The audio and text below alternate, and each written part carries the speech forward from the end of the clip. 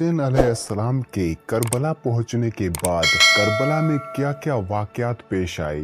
2 मुहर्रम से 9 मुहर्रम तक करबला में, शाम में और कूफा में क्या क्या हुआ। करबला में मौजूद यजीद की फौज का रवैया इमाम हुसैन अलैहिस्सलाम के साथ क्या था और कूफा में इब्ने ज़ियाद और शाम में यजीद बिन मुआविया इमाम हुसैन अलैहिस्सलाम के खिलाफ क्या क्या मंसूबे बना रहे थे और इब्ने साद को क्या क्या हुक्म दे रहे थे।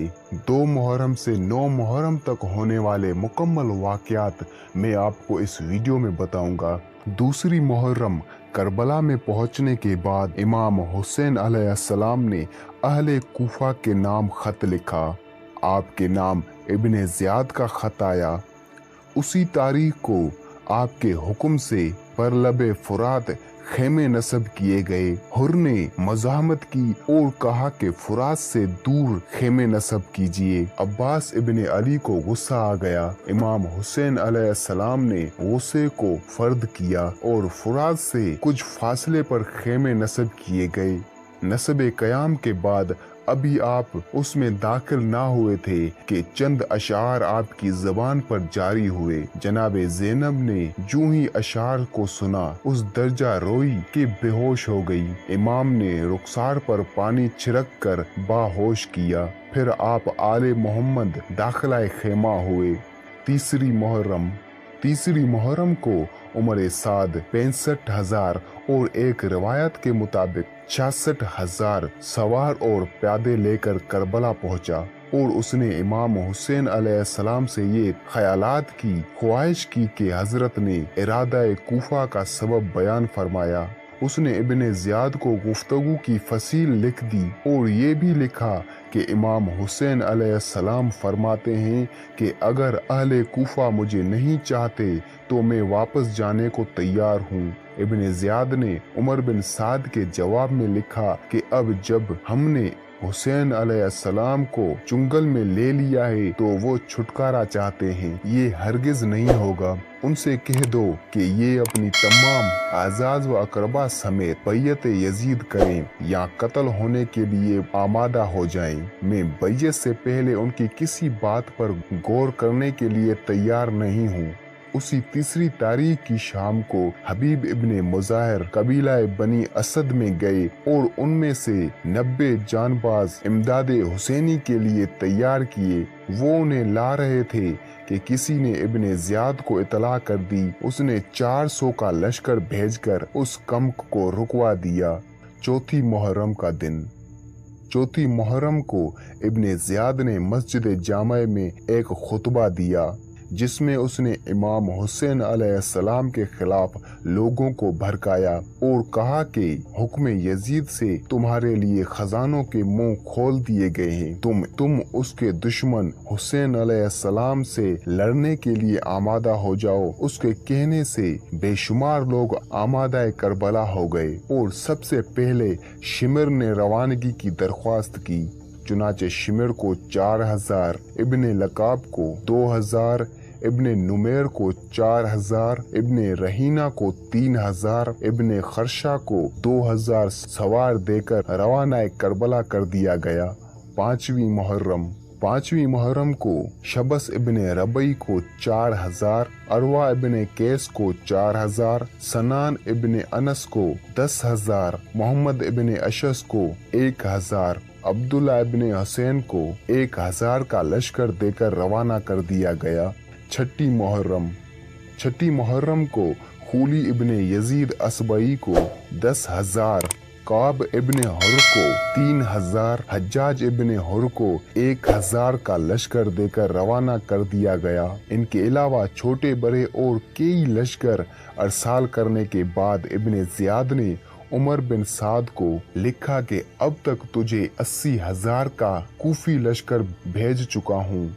उनमें हज्जाजी और शामी शामिल नहीं हैं। तुम्हें चाहिए कि बिला हेल हवाल हुसैन को कत्ल कर दे। उसी तारीख खूली इब्ने यजीद ने इब्ने ज़ियाद के नाम एक खत अरसाल किया जिसमें उमर बिन साद के लिए लिखा کہ یہ امام حسین علیہ السلام سے رات کو چھپ کر ملتا ہے اور ان سے بات چیت کیا کرتا ہے۔ ابن زیاد نے اس خط کو پاتے ہی عمر سعد کے نام ایک خط لکھا کہ مجھے تیری تمام حرکتوں کی اطلاع ہے، تو چھپ کر باتیں کرتا ہے، دیکھ میرا خط پاتے ہی امام حسین علیہ السلام پر پانی بند کر دے اور انہیں جلد سے جلد موت کے گھاٹ اتارنے کی کوشش کر۔ 7ویں محرم، عمر بن حجاج کو 500 سواروں سمیت نہر فرات پر اس لیے مقرر کر دیا کہ امام حسین علیہ السلام کے خیمے تک پانی نہ پہنچنے پائے۔ پھر مزید احتیاط کے لیے 4000 کا لشکر دے کر حجر کو 1000 کا لشکر دے کر شبس ابن ربعی کو روانہ کیا گیا اور پانی کی بندش کر دی گئی۔ پانی بند ہو جانے کے بعد عبداللہ بن حسین نے نہایت کریا لفظوں میں تانا زنی کی، جس سے امام حسین علیہ السلام کو سخت صدمہ پہنچا۔ پھر ابن حوشب نے تانا زنی کی، جس کا جواب حضرت عباس نے دیا۔ آپ نے غالباً تانا زنی کے جواب میں خیمہ سے 19 قدم کے فاصلے پر جانب قبلہ کی طرف تیشا سے چشمہ جاری کر دیا اور یہ بتا دیا کہ ہمارے لیے پانی کی کمی نہیں ہے، لیکن ہم اس مقام پر معجزہ دکھانے نہیں آئے بلکہ امتحان دینے آئے ہیں۔ 8ویں محرم، 8ویں محرم کی شب کو خیمہ آل محمد سے پانی بالکل غائب ہو گیا۔ اس پیاس کی شدت نے بچوں کو بے چین کر دیا ہے۔ امام حسین علیہ السلام نے حالات کو دیکھ کر حضرت عباس علیہ السلام کو پانی لانے کا حکم دیا۔ آپ چند سواروں کو لے کر تشریف لے گئے اور بڑی مشکلوں سے پانی لائے۔ اسی سقائے کی وجہ سے عباس علیہ السلام کو سقائے کہا جاتا ہے۔ رات گزرنے کے بعد جب صبح ہوئی تو یزید ابن حسین صحرائی نے باجازت امام حسین علیہ السلام ابن زیاد کو فرمائش کی، لیکن کوئی نتیجہ برآمد نہ ہوا۔ اس نے کہا، یہ کیسے ہو سکتا ہے کہ امام حسین علیہ السلام کو پانی دے کر حکومت رے چھوڑ دوں۔ امام شبلخی لکھتے ہیں کہ ابن حسین اور ابن سعد کی گفتگو کے بعد امام حسین علیہ السلام نے خیموں کے گرد خندق کھودنے کا حکم دیا۔ اس کے بعد حضرت عباس علیہ السلام کو حکم دیا کہ کنواں کھود کر پانی برآمد کرو۔ آپ نے کنواں تو کھود لیا لیکن پانی نہ نکلا۔ 9ویں محرم، 9ویں محرم کی شب کو امام حسین علیہ السلام اور عمر بن سعد میں آخری گفتگو ہوئی۔ آپ کے ہمراہ حضرت عباس علیہ السلام اور علی اکبر بھی تھے۔ آپ نے گفتگو میں ہر قسم کی حجت تمام کر لی۔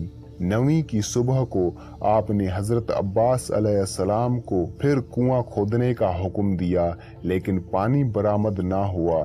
تھوڑی دیر کے بعد امام حسین علیہ السلام نے بچوں کی حالت کے پیش نظر پھر عباس علیہ السلام سے کنواں کھودنے کی فرمائش کی۔ آپ نے سعی بلیغ شروع کر دی۔ جب بچوں نے کنواں کھودتا ہوا دیکھا تو سب کوزے لے کر آ پہنچے۔ ابھی پانی نکلنے نہ پایا تھا کہ دشمنوں نے آ کر اسے بند کر دیا۔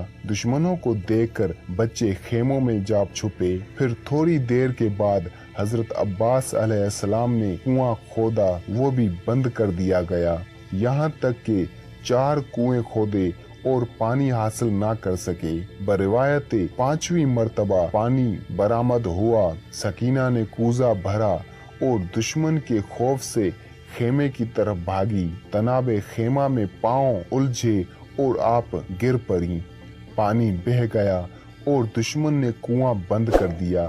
سکینہ پیاسی کی پیاسی رہ گئی۔ اس کے بعد امام حسین علیہ السلام ایک ناکے پر سوار ہو کر دشمن کے قریب گئے اور اپنا تعارف کرایا، لیکن کچھ نہ بنا۔ مورخین لکھتے ہیں کہ 9ویں تاریخ شمر کوفہ واپس گیا اور اس نے عمر ابن سعد کی شکایات کر کے ابن زیاد سے ایک سخت حکم حاصل کیا، جس کا مقصد یہ تھا کہ اگر حسین علیہ السلام بیعت نہیں کرتے تو انہیں قتل کر کے ان کی لاش پر گھوڑے دوڑا دے، اور اگر تجھ سے یہ نہ ہو سکے تو शिमर को चार्ज दे दे, हमने उसे हुक्म तामील हुक्म यजीद दे दिया है। इब्न जियाद का हुक्म पाते ही इब्न साद तामील पर तैयार हो गया। उसी 9वीं तारीख को शिमर ने हजरत अब्बास अलैहिस्सलाम और उनके भाइयों को अमान नामे की पेशकश की।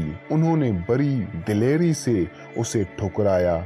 उसी 9वीं की शाम आने से पहले शिमर की तहरीक से इब्न जियाद ने हमले का हुक्म दे दिया। इमाम हुसैन अलैहिस्सलाम खेमा में तशरीफ फरमा थे।